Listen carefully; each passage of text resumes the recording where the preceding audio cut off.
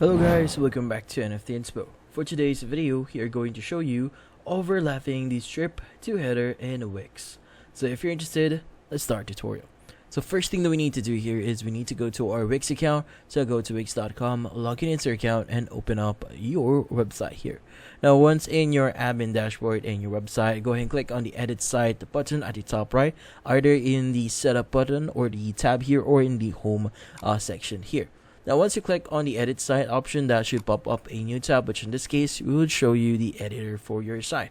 Now typically when we go to our site here and press and hold on our stripe here, as you can see, whenever we go or drag it at the top section here, it will not overlap our header, which is something really unfortunate, especially if you want to change how your header looks here and you want to make it seamlessly actually in one location or you have the same background. Now for us to actually edit this, what we need to do is we first have to edit our specifically our header here. So in this case, go ahead and click on your header, and from here click on the change header design here, and from here click on customize design. Now from here, what we need to do next is we need to change our header design. So typically at the top side of the header design here, they would have presets that you could choose from. Now in this case, choose the option that says none here, or you could choose another design that is quite similar that has the transparent option on it.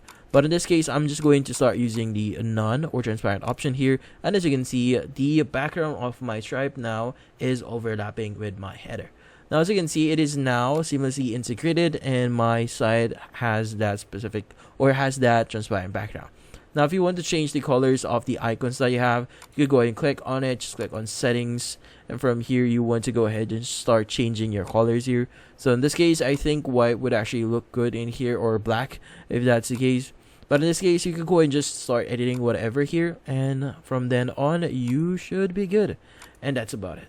So hopefully this video was able to help you. Like and subscribe to NFT Inspo. Thank you for watching.